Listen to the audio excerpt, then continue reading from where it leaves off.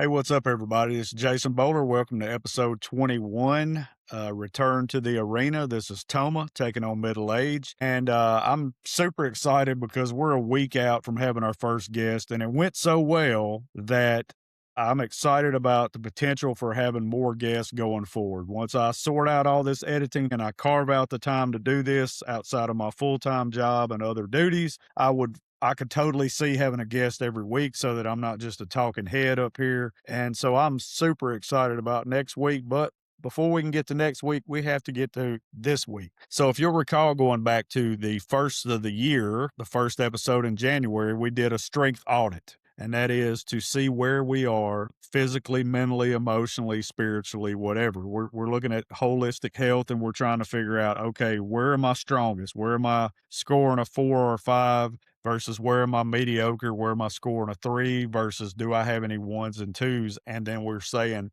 the ones and twos are the ones we want to work on the most because they seem to be what's holding us back, right?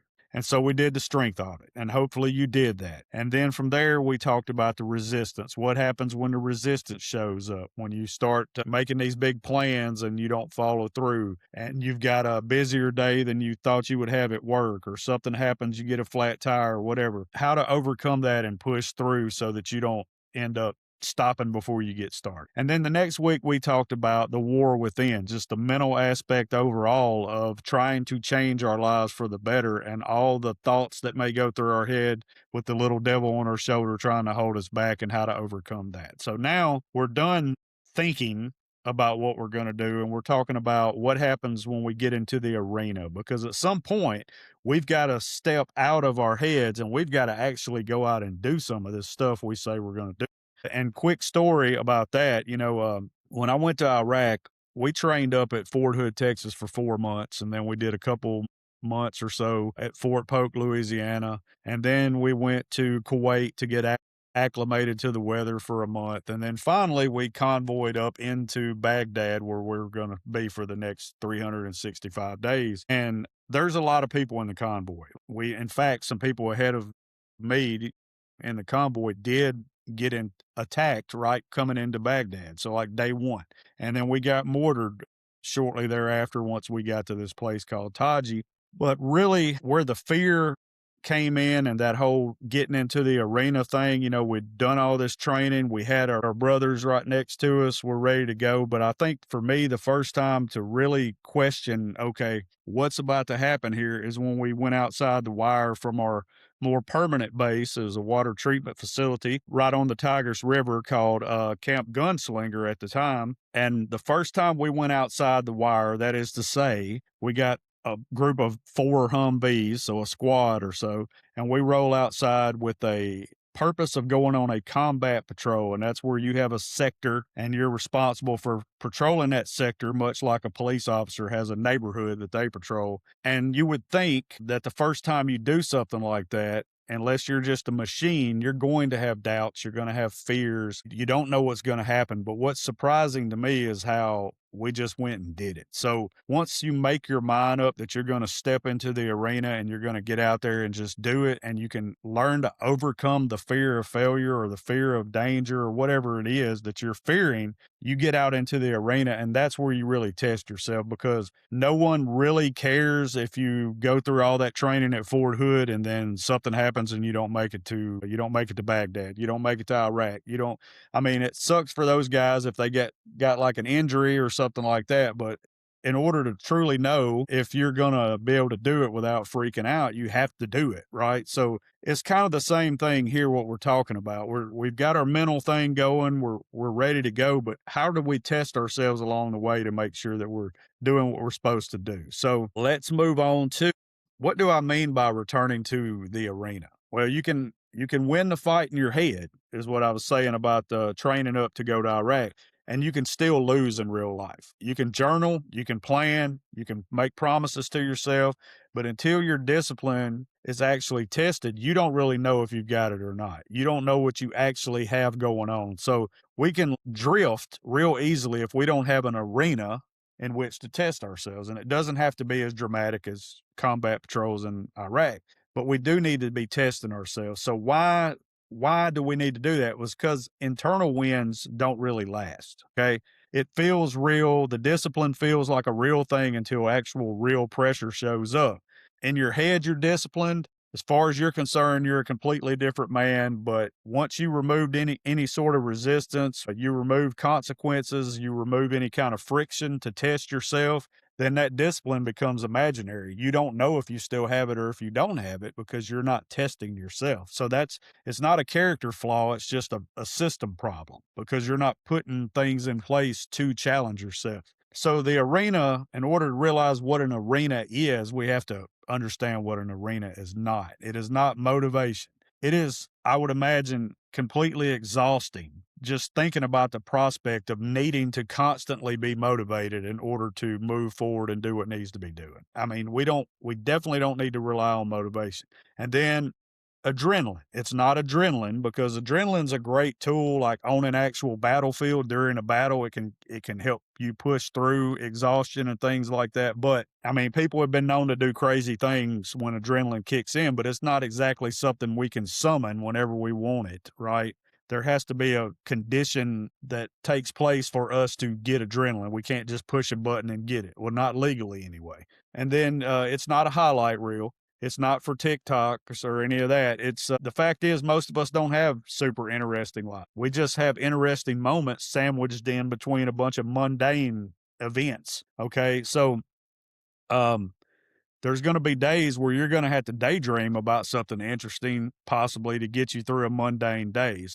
For example, if I want to go back on this elk hunt next year and I'm thinking about the elevation, I'm thinking about the cold, I'm thinking about having that big pack on my back and running up the side of a mountain or whatever, I don't get to do that some days I'm just in the neighborhood here running. So I have to set my mind where like I'm doing this right now so that I can better enjoy that later when I do have an interesting moment that I need to be challenged and rise up to the challenge. But the real challenge is just continuing to work through the mundane, the training up to that event. Like I said, we were at Fort Hood for 4 months.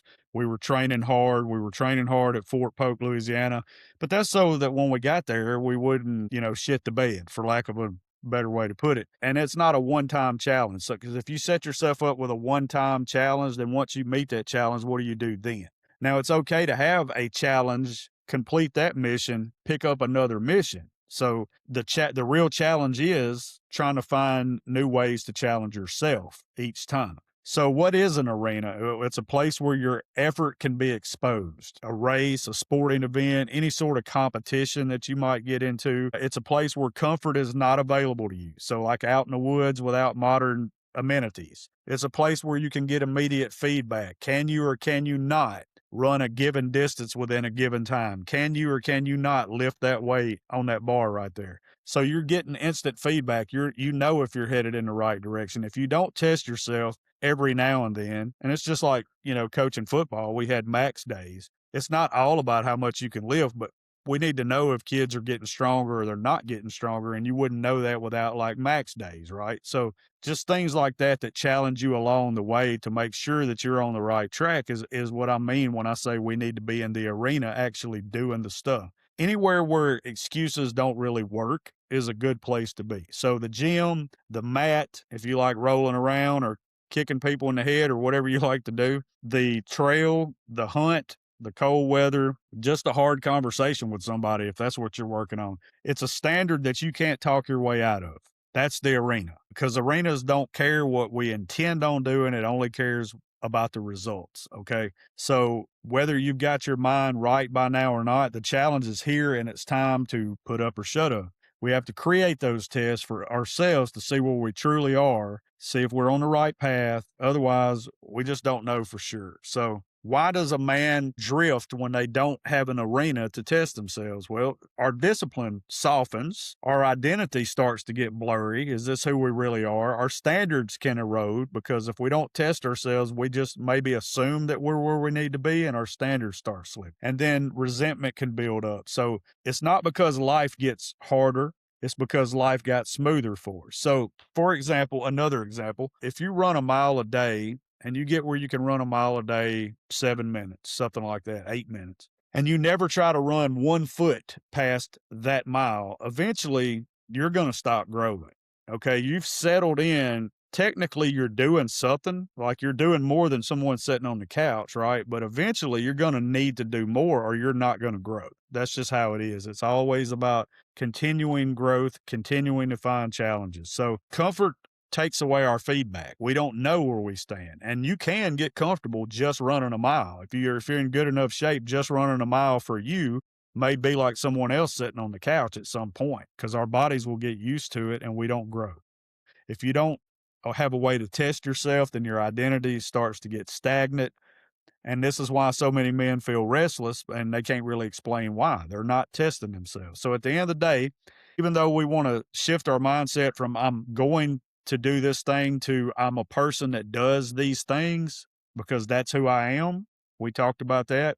We still need to have some sort of measurable goals in mind, and when we reach one, we should pick up another and then another. So I think of it like a final exam as we're trying to become the best versions of ourselves we can be and we're laying on our deathbed. Did we pass the final test? Were we strong, reliable, trustworthy men? Okay, that's the final test. That's the final. When you leave the earth, did you accomplish that? But along the way, you have these exams or like chapter tests, and those are the exams that measure yourself to see, hey, am I headed in the right direction on this? So it could be a physical challenge, but it could also be, did I hold the door open for this person? Did I put my shopping cart back? It's these little tests that we have along the way that lets us know if we're headed in the right direction. Because at the end of the day, we all know what a strong man is and what it is not. So, but if we never test ourselves, if we're never put to the test, then we can only assume that we're on the right track. So that's the way I look at it. These are